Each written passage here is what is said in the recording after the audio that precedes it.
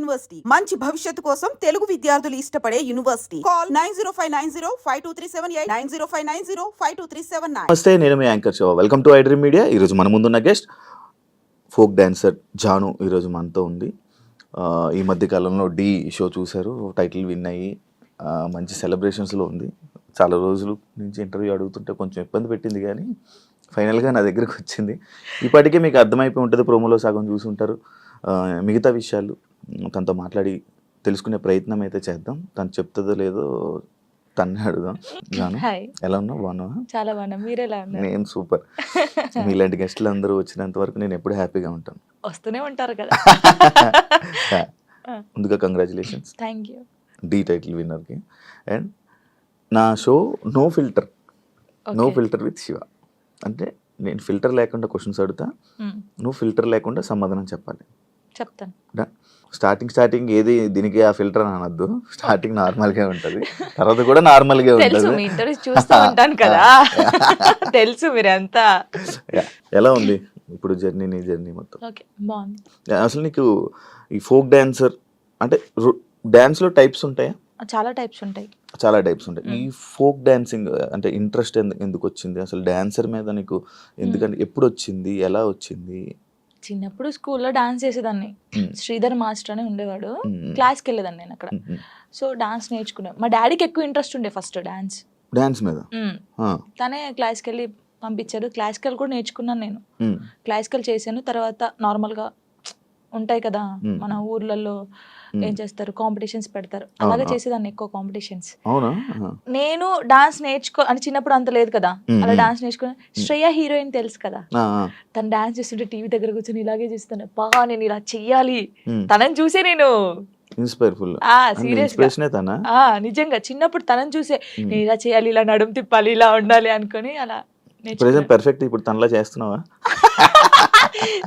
తనలా అంటే కొంచెం అనుకో, చూసేవాళ్ళు చెప్పాలి, నేను చెప్పకూడదు.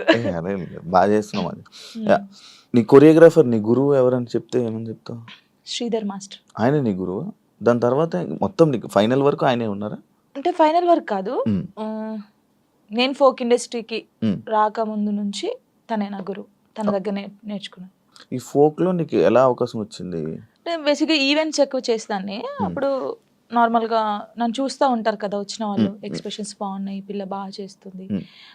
ఫోక్ సాంగ్స్లో ఫస్ట్ సైడ్కి చేశాను నేను. గంగక్క తెలిసే ఉంటుంది. సో గంగక్క సాంగ్స్లో అలాగా సైడ్ డాన్సర్గా చేశాను ఫస్ట్. తర్వాత బేసిక్గా ఏమైందంటే సై టీవీ మీ అందరికీ తెలుసు, తిరుపతి అన్నయ్య. ఇంకొకటి పొద్దుపొడి శంకర్ అని చెప్పేసి మన ఆ అన్నయ్య ఫస్ట్ రావే రావే పెద్దమ్మ సాంగ్కి సరితక్క అని ఒక అక్క ఉంటుంది.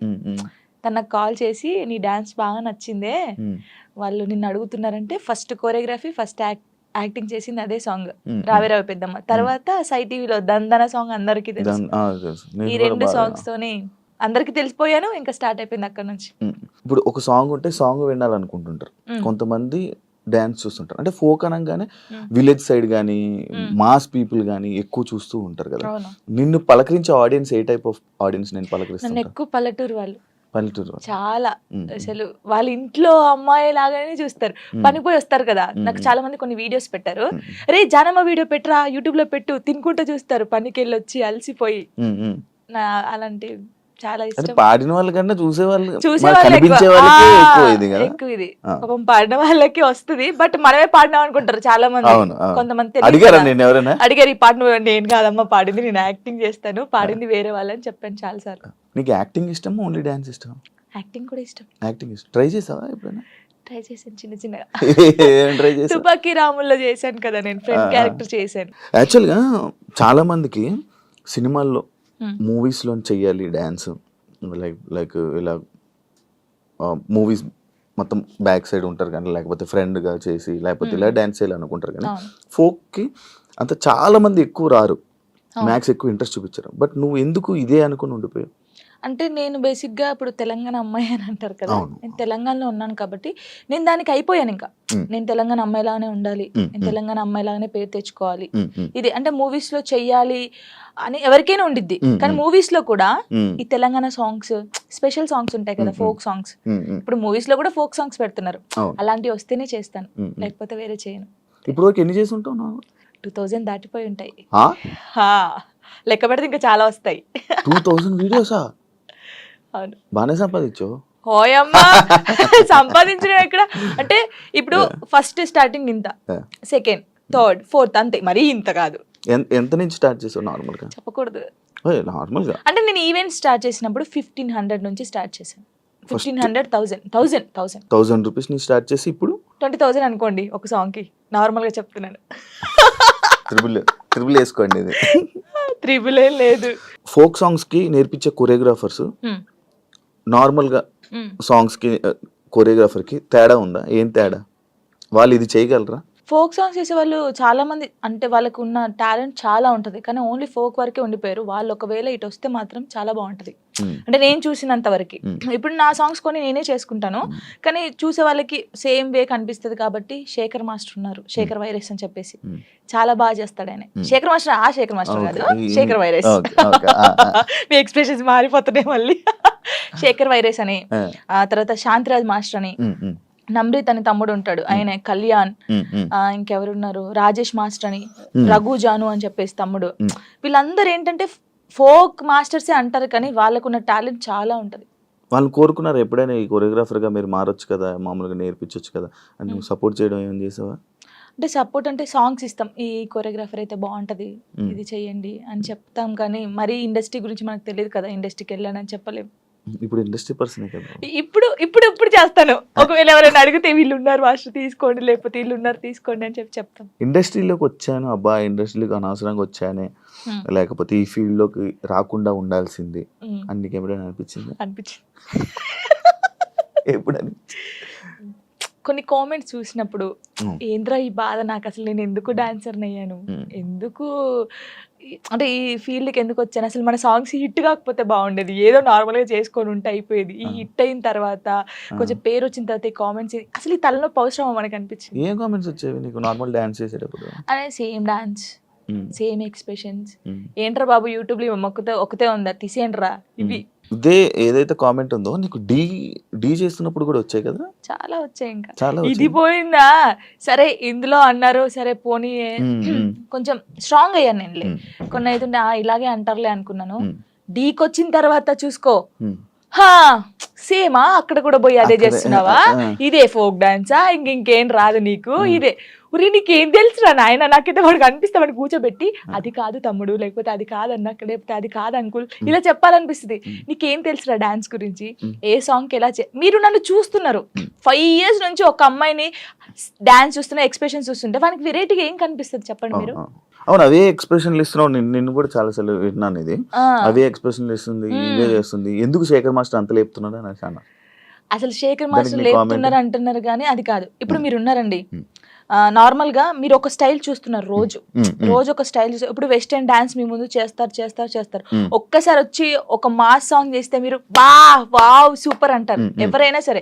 నార్మల్ పర్సన్ ఒక డప్పు కొడుతుంటే మనకు కాలాగదు. మాస్టర్స్ చాలా మందిని చూసారు, అందరూ జెమ్స్ చేయడము, వెస్టర్న్ సాంగ్స్ చేయడం. ఒక్కసారి నేను ఫోక్ సాంగ్ చేయడంతోనే ఒక వేరియేషన్ వచ్చింది ఆయనకి. అది చూసి అనడం తప్పే ఉంది చెప్పండి? ఒక్కసారి ఆలోచించండి. కొంచెమైనా బుర్ర ఉంది వీళ్ళకి, నాకు అర్థం కావట్లేదు అది. దానికి కూడా కామెంట్స్ పెట్టారు, ఎందుకు ఎంత ఓవర్ ఎక్సైట్ అవుతున్నాడు. ఇప్పుడు మీరు ఉన్నారండి, అంటే నార్మల్ గా మిమ్మల్ని ఎగ్జాంపుల్ తీసుకోండి. నార్మల్ గా మీరు తెలంగాణ సాంగ్ వినంగానే మీకు ఏమనిపిస్తుంది? మాస్ డాన్స్ ఒక ఎక్స్ప్రెషన్ వస్తుంది. వెస్టర్న్ సాంగ్ చేసినప్పుడు ఇలా అంటారు, వేరియేషన్ ఉంటది కదా. మాస్టర్ అన్ని చూసి ఒకటేసారి ఫోక్ సాంగ్ వచ్చి నేను చేయడంలో, అంటే నార్మల్ సాంగ్ కి నువ్వు అదే ఎక్స్ప్రెషన్ ఇస్తున్నావు, అదే వాళ్ళు అంటున్నారు కానీ నిజంగా వాళ్ళు టీవీలో చూడకన్నా నన్ను లైవ్ లో నా పర్ఫార్మెన్స్ చూస్తే వాళ్ళే క్లాప్స్ కొడతారు. అంతేనా? పక్కా కొడతారు. ఇప్పుడు లైవ్ లోకి వచ్చి చూడు అలా నేను చెప్తున్నాను వాళ్ళకి. నన్ను చూసి 5 years నుంచి ఉంటున్నాను, ఫోక్ సాంగ్స్ అవే చేస్తున్నాను కాబట్టి వాళ్ళు ఊకే నా ఫేస్ చూసి ఇదే ఎక్స్ప్రెషన్స్, సేమ్ ఎక్స్ప్రెషన్. కానీ సగం మంది అలా అంటారు కదా, సగం మంది మెచ్చుకునే వాళ్ళు ఉన్నారు. జానుకి ఫేమస్ అయిపోయాక ఇది వచ్చేసాక యాటిట్యూడ్ ఎక్కువ, పొగరు ఎక్కువ అనే వాళ్ళకి అసలు నాకు పొగరు ఉండదు, ఫస్ట్ యాటిట్యూడ్ ఉండదు. నేను అందరితో చాలా కలిసిపోయి ఉంటాను. నాతో జర్నీ చేస్తే తెలుస్తుంది. ఇప్పుడు దూరం నుంచి చూసి జడ్జిమెంట్ చేయడం వేరు. నాతో నిజంగా ఒక 1 day వచ్చి 5 minutes చాలు నాతో మాట్లాడితే వాళ్ళకి అర్థమైపోతుంది నేను ఏంటనే. చాలా మంది నాతో అన్నారు కూడా, ప్రొడ్యూసర్స్ కూడా, మీకు చాలా పొగరు ఉంటదంట అమ్మో మీతో మాట్లాడంటున్నారు. షూటింగ్ వచ్చిన తర్వాత సారీ జానమ్మ అని ఇలా దండం పెట్టి చెప్పిన వాళ్ళు ఉన్నారు. కొంచెం పవర్ ఉందా? హ్యాచీ ఉండదు, అసలు ఉండదు, యాటిట్యూడ్ ఉందా? అసలు ఉండదు. యాటిట్యూడ్ ఉండాలి. యాటిట్యూడ్ ఎప్పుడు ఉండాలి? సందర్భం బట్టి ఉండాలి. ఉంటుందా? ఎప్పుడు పడితే అప్పుడు ఉండదు. ఉంటుందా కొంచెం?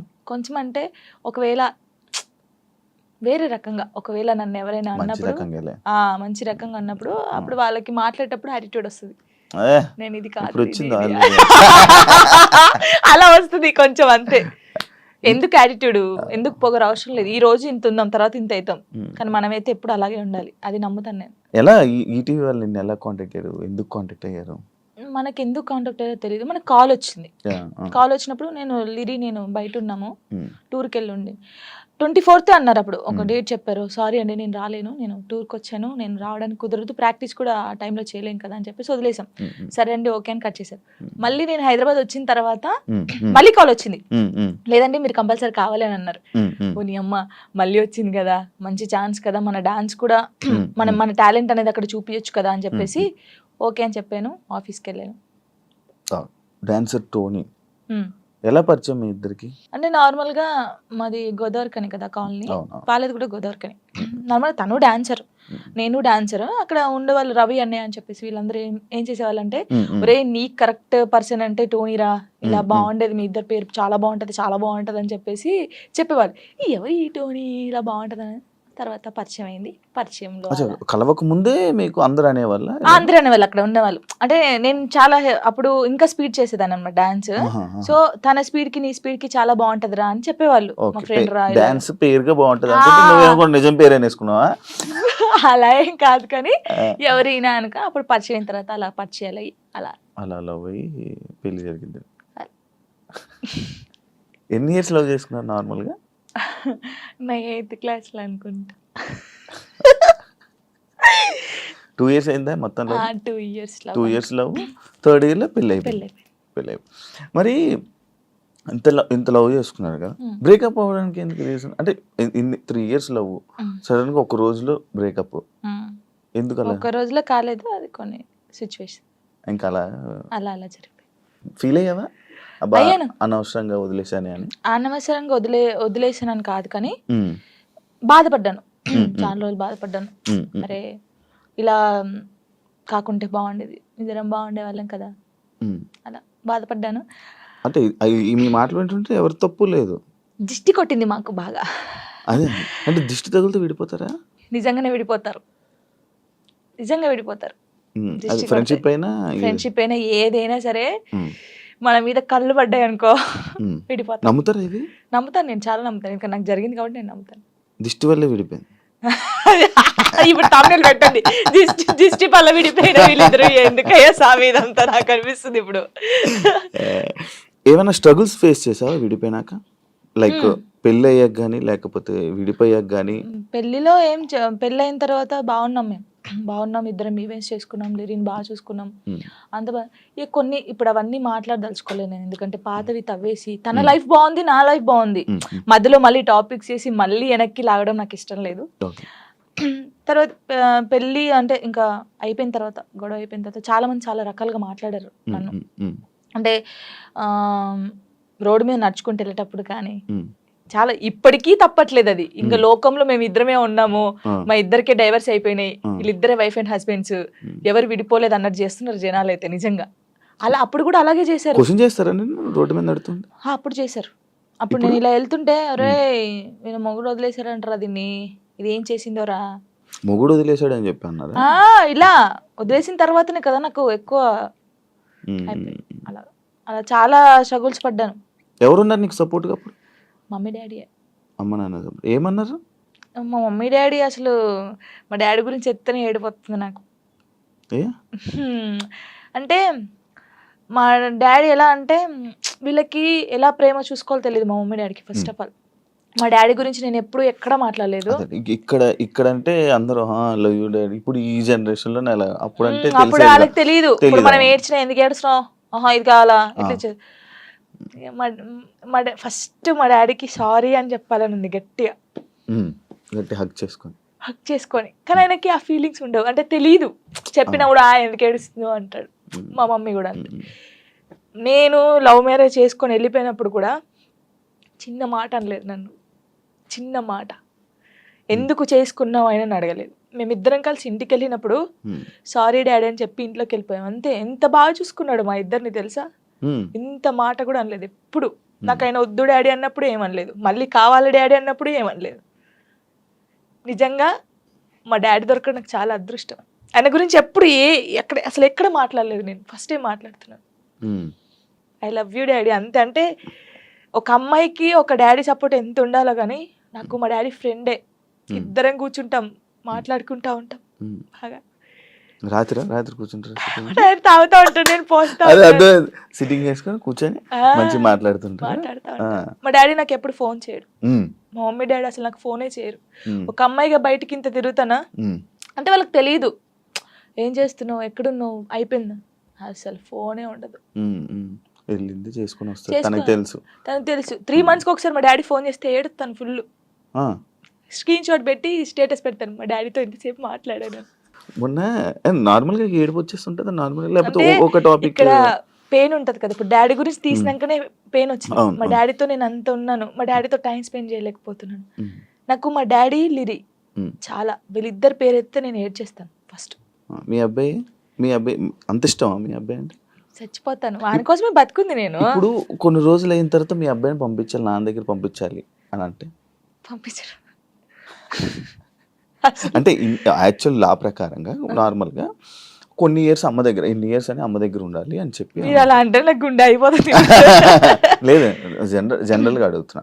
లిరి వెళ్ళడు, అమ్మ కాడే ఉంటా అని చెప్తాడు. షూర్ నేను ఉంటును, సపరేట్ గా మనతో మీరు మాట్లాడండి, వాడు చెప్పేస్తాడు, వెళ్ళడాడు. అంటే అబ్బాయి ఇష్టం, అబ్బాయి ఇప్పుడు నా ఇష్టం లేదు, తన ఇష్టం లేదు, వాళ్ళు ఇదిగాని అడుగుతారు కదా, మా మమ్మీని వదిలిపెట్టి రానని చెప్తాడు. ఇప్పుడు హ్యాపీయా మొత్తం అంతా, మీ అబ్బాయి మీరు అంతా హ్యాపీ? మేమిద్దరం చాలా హ్యాపీగా ఉన్నాం. అవును, యాక్చువల్లీ పేరెంట్స్ మధ్య జరిగినవి పిల్లలకి చెప్పకూడదు, ఎందుకు వాళ్ళని ఇబ్బంది పెట్టడం అనేసి నార్మల్గా అనుకుంటుంటారు బయట, నార్మల్గా జనరల్గా. నేను ఒక దాంట్లో నేను చూసిన దాంట్లో మీరు చెప్పారు, నాకు జరిగిన లైఫ్లో ప్రతి ఒక్కటి నేను మా అబ్బాయితో షేర్ చేసుకుంటానని చెప్పడం జరిగింది. కరెక్ట్ అనుకుంటున్నారా? కరెక్టే. ఎందుకంటే ఇప్పుడు ఫాదర్ మదర్ ఉన్నప్పుడు ఆ పిల్లలకి అవి తెలియకూడదు. ఫాదర్ లేడు, సో అన్నీ నేనే వానికి.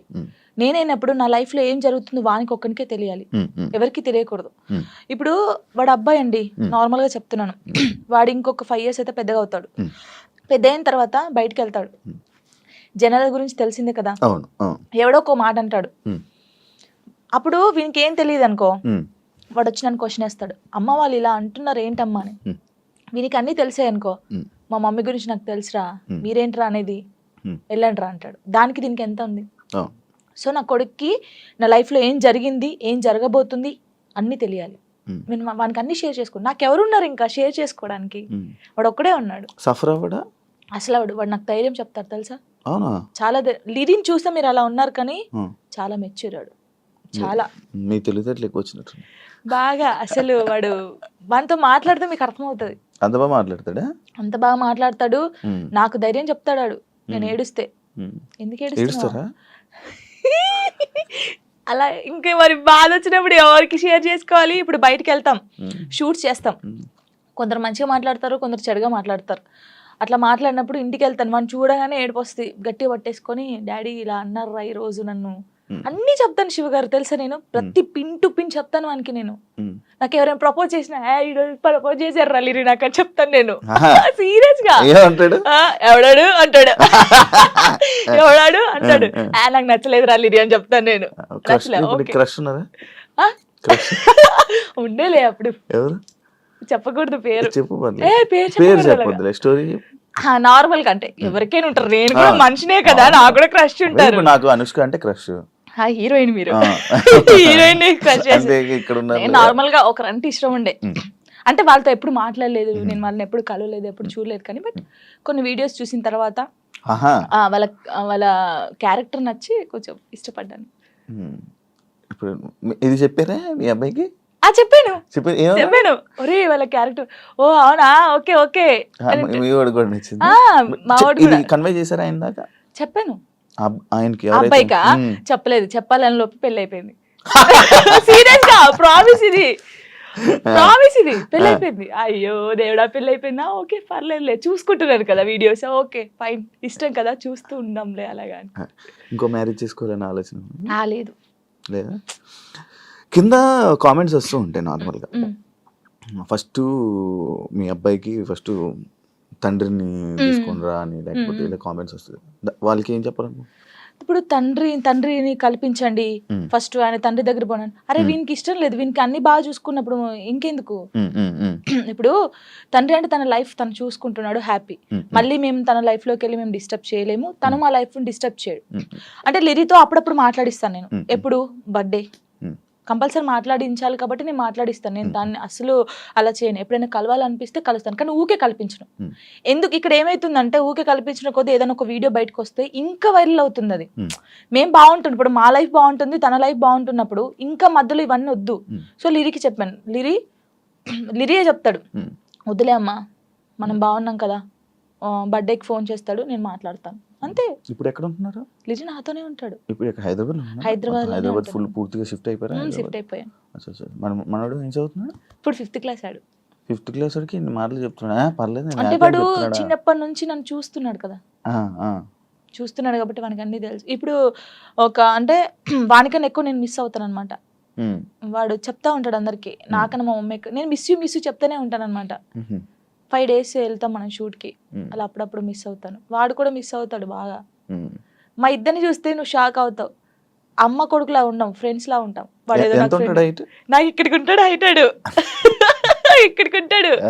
చెప్పుకోవచ్చు బాధలు. వాడు ఇంకొంచెం పెద్దగా అయితే నేనైతే వాడిని పట్టుకొని నా కొడుకు ఇట్లా ఇది ఈ మూవీ ఉంటది కదా రవితేజదున్న, అది నీవే సాంగ్, అలా ఉంటాం మేమిద్దరం. అలా ఉంటాం చూడండి కొంచెం అయితే. ఇంకా అంతే. మీ అబ్బాయి ఒకవేళ ఒక అమ్మాయిని తీసుకొని వచ్చి లవ్ మ్యారేజ్ చేసుకుంటాను, నాకు ఈ అమ్మాయి నచ్చింది అంటే నీ రియాక్షన్ ఏంటి? చేసుకోరా అంటాను. వానికి ఇష్టం కదా, అని ఇష్టం ఉంటే అంటే లవ్ ఎందుకురా అలా అన్నాను. ఇప్పుడు మాది అలా అయిందని అందరిది అలా అవుతుందని అనుకోలేం కదా, కొందరు మంచోళ్ళు ఉంటారు. యాక్చువల్లీ మ్యారేజ్ పైన పెళ్లి పైన నీ ఒపీనియన్ ఏంటి? చేసుకోవచ్చు మనం, ఇప్పుడు పెళ్లి చేసుకోవచ్చు, కానీ అండర్స్టాండింగ్ ఉండాలి. ఒకటి చిన్నప్పుడైతే చేసుకోవద్దు. ఇప్పుడు మెచ్యూర్ ఉండదు మైండ్, మనం ఏం చేస్తామో తెలియదు. కొంచెం ఇప్పుడు 16 years నుంచి 20, నిజంగా పెళ్లి చేసుకుంటే 25 years 26 years అప్పుడు చేసుకుంటే మనకు అన్ని తెలుసుంటే మనం ఏది తప్పు ఏది రైట్ అనేది మనకు అర్థమవుతుంది.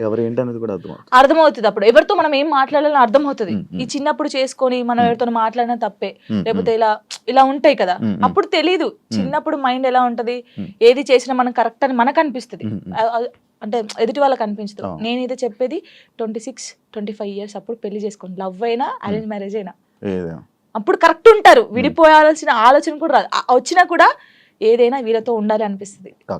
యాక్చువల్లీ నా ఇంటర్వ్యూస్ లో ఒక ఆనవాయితీ ఉంది, ఏంటి టాటూస్ గురించి అడగడం. ఇవన్నీ టాటూస్ ఉన్నాయి నాకు. నా ప్రతి ఇంటర్వ్యూ ఉంటే కొన్ని ఇంటర్వ్యూస్ లో బాగా జనాలు కనెక్ట్ అయ్యే టాపిక్ నాకు నీ టాటూస్ చూస్తుంటే నా కళ్ళు అటే వెళ్తున్నాయి. ఇందా నుంచి నేను అదే చూస్తాను. ఈ వాచ్ పెట్టుకున్న దగ్గర అయితే మొత్తం ఏదేదో కొట్టేసినట్టు అనిపించింది. ఇది అప్పుడు టోనీ పేరుండే, ఇది ఇక్కడ టోనీ పేరుండే. ఓకే, దాన్ని ఏం చేసావు? ఫ్లవర్ వేయించారు. ఫ్లవర్ వేసిన తర్వాత అమ్మో ఇంత పెద్దగా ఉంది, రిమూవ్ చేపిస్తున్నాను. ఇదేమో లిరిగంది, ఇది నార్మల్ గా స్టార్. అప్పుడు ఆయనకి ఏ రాలేదు స్టార్, దాన్ని కూడా ఏదో గీకినట్టుంది. గీకలేదు, కరెక్టే, అది స్టారే, కావాలని చూసుకోండి, ఏది గీకలేదు. అదే టాటూ వేయడానికి ఏ రాలేదు ఆయనకి, ఏ రాకపోతే ఏదో ఒకటి వేసేరా అని. అప్పుడు బాగా ఇష్టం నాకు టాటూస్ వేసుకోవాలి అదని. ఇది నార్మల్ గా మా ఫ్రెండ్స్ ఉంటారు 6 members, ఇక్కడ ఎస్ ఉండే సిరి అని సుచి అని ఇలా మా ఫ్రెండ్స్ ఉండే. ఈ ఎస్ చూసి ఎవడో అనుకోని నా కామెంట్, ఎస్ అంటే ఎవడి పేరు పెట్టుకున్నావు, అమ్మ ఏంట్రా చర్రా ఇది, ఎవరో ఏమనంటే మార్చేస్తావు అంటే మార్చేయడం కాదు, ఎందుకు ఈ గొడవ మనకి అవసరమా అంటే. మా ఫ్రెండ్స్ నా నుంచి విడిపోయి 2 years అవుతుంది. వాళ్ళు కూడా ఎందుకు యాక్చువల్లీ ఏంటంటే మా ఫ్రెండ్స్ సైడ్ డాన్సర్స్ అన్నమాట, యూనియన్ డాన్సర్స్. వాళ్ళే నాకు అన్నీ. అప్పుడు ఎంతమంది? 5 members. వాళ్ళకి ఇక్కడ జాను అని ఉండిద్ది, వాళ్ళకి జాను అని ఉంటుంది. నేను మాత్రం అందరికి ఎస్ వస్తుంది కదా, షైని సుచి సంగీత అని ఉంటారు వాళ్ళ ఎస్. సో నేను ఒక్కదాన్ని ఎస్ వేసుకునేదాన్ని. సో వాళ్ళు మాత్రం ఇట్లాగా జాను అని వేయించుకున్నారు. మేము అలా అప్పుడు ఇంకా బాగా స్టైల్ మాకు టాటూస్ వేయించుకోవాలి, ఇలా ఉండాలి అలా ఉండాలని. వాళ్ళు ఏంటంటే కొన్ని కారణాల వల్ల వాళ్ళు దూరం అయిపోయారు. నేను వీళ్ళతో మాట్లాడడం ఇష్టం లేదు కొందరికి, ఇంత మాట్లాడడం వాళ్ళకి ఇష్టం లేదు. వాళ్ళు ఏం చేశారు, నా కోసం, నా హ్యాపీనెస్ కోసం, మనం ఉంటే జాను హ్యాపీ ఉండలేకపోతుంది, వాళ్ళు ఈమెను చూసుకోలేకపోతున్నారు అని చెప్పేసి నా మీద ఒట్టేసి వెళ్ళిపోయారు. ఇప్పటికి 3 years అవుతుంది. కనీసం నాకు ఫోన్ చేయరు. నా బర్త్డేకి మాత్రం వేరే, ఇప్పుడు నేను ఇంటర్వ్యూ చేస్తున్నాను కదా, ఇది చేసేది కూడా వాళ్ళకి తెలుసుకుంటారు పక్కన ఉన్న వాళ్ళని, జాను ఎలా ఉంది, ఎక్కడ ఉంది అనేది ఇన్ఫర్మేషన్ ఇచ్చేది. వాళ్ళు. ఇంకా నాకు అమ్మ నాన్నకన్నా ఎక్కువ, కానీ ఏదో రోజు కలుస్తారనుకుంటున్నా.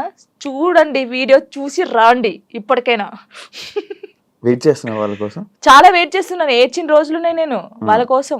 ఒక అమ్మాయి చనిపోయింది, సుచి అనే అమ్మాయి చనిపోయింది. అయ్యో, లవ్. అది కూడా లవ్. అది March 5th. నేను ఇప్పటికీ పెడతాను, March 5th స్టేటస్ పెడతాను. సూసైడ్ చేసుకున్నారా? సూసైడ్ చేసుకుంది. ఏం చెప్పాలనుకుంటున్నా ఇలా లవ్ బ్రేకప్ అయిపోయి సూసైడ్ చేసుకునే వాళ్ళకి?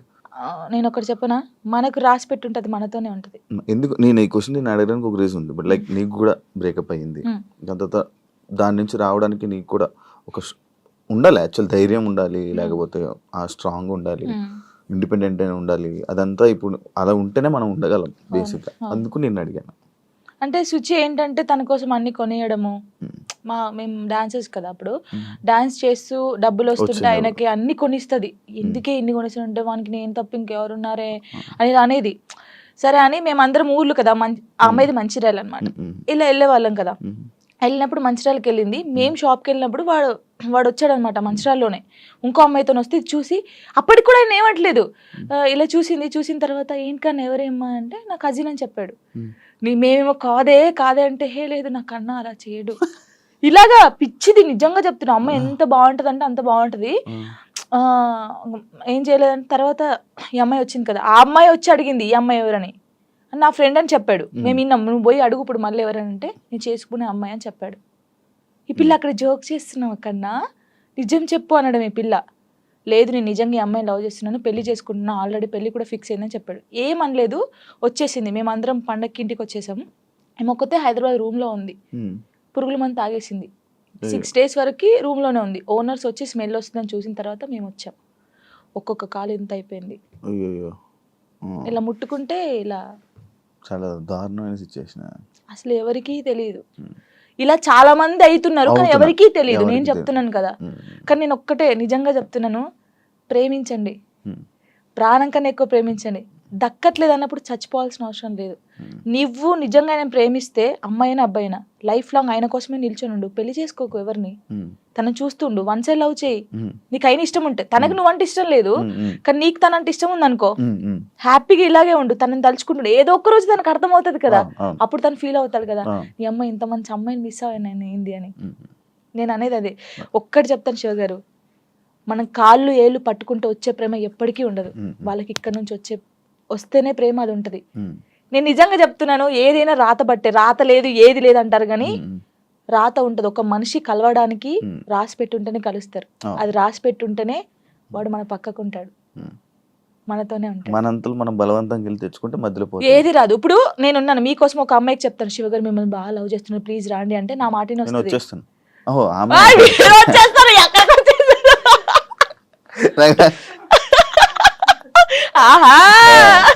అప్పుడప్పుడు ఇలాంటి ఉండాలి.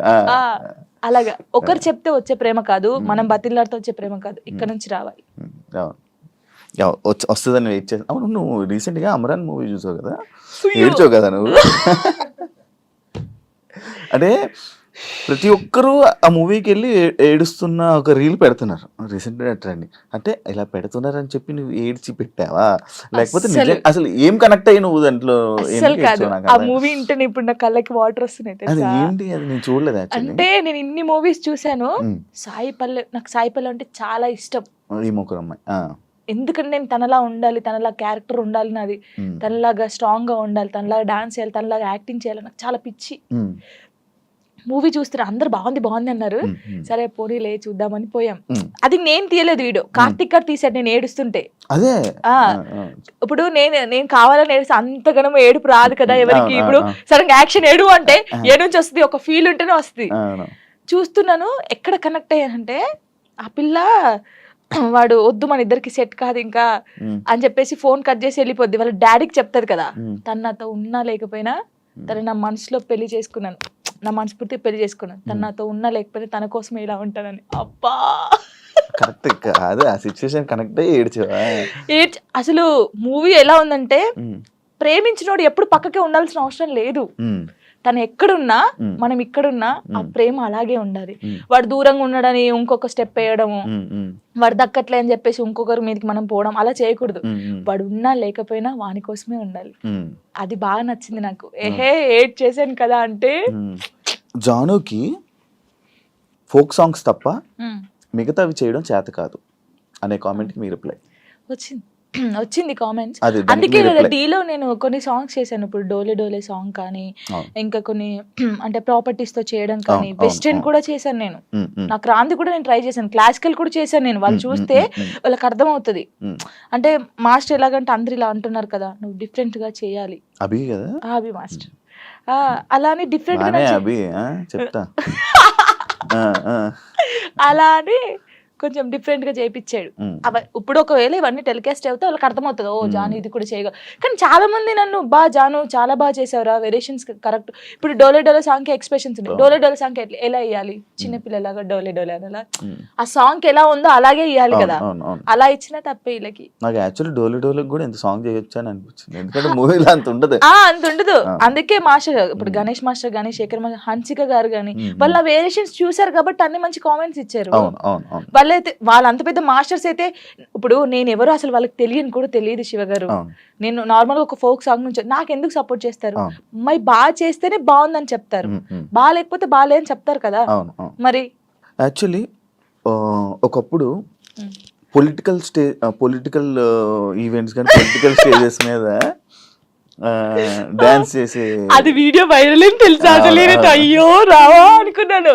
అవును, నేను ఏం చెప్తున్నాను మీకు, వెల్కమ్ డాన్స్ ఉంటుందా పెళ్లిలో, అలా వెల్కమ్ డాన్స్ చేస్తూ ఇలాంటి స్టేజ్ పర్ఫార్మెన్స్ చేస్తూ, అప్పుడు తెలంగాణ ఉంటది కదా, అప్పుడు అలాంటి చేశాను. అలాంటి చేసి ఇక్కడికి వచ్చాను. నేను ఎంత కష్టపడి ఉంటే ఇక్కడికి వచ్చాను.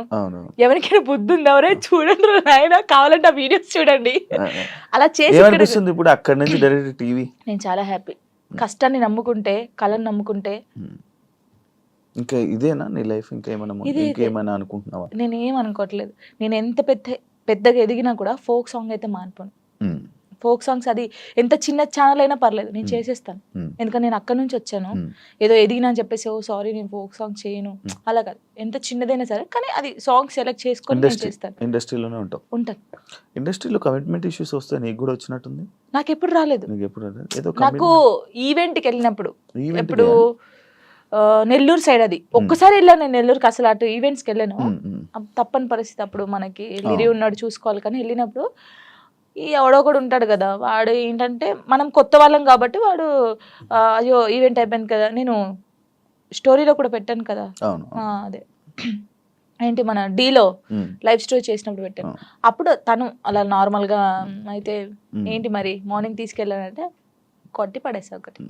ఇలాంటి సిచ్యువేషన్స్ ఇండస్ట్రీలో ఎక్కువ ఎదురవుతూ ఉంటాయి, దాన్ని ఎలా హ్యాండిల్ చేయగలుగుతాం? అంటే నాకు కాలేదు, నాకు ఈవెంట్ ఉందారైంది, కానీ చాలా మందికి జరుగుతుంది. నాకు చాలా మంది చెప్పారు, అక్క ఇలా అంటున్నారు అక్క అన్నప్పుడు, అలా అంటున్నారు అన్నప్పుడు నువ్వు తీసి లాగి పెట్టి కొట్టాలి, ఈ ఛాన్స్ నాకు వద్దనాలి. కొంతమంది అమ్మాయిలు ఏంటంటే పాపం అరే రావాలి, ఫేమస్ కావాలని చెప్పేసి కొంతమంది చేస్తున్నారు, కానీ వాళ్ళు మనస్ఫూర్తిగా చేయట్లేదని నేను నమ్ముతున్నాను. ఎందుకంటే ఫేమస్ కావాలని చెప్పేసి. ప్రొఫెషన్లో సూపర్ స్టెప్లు వేసిన జాను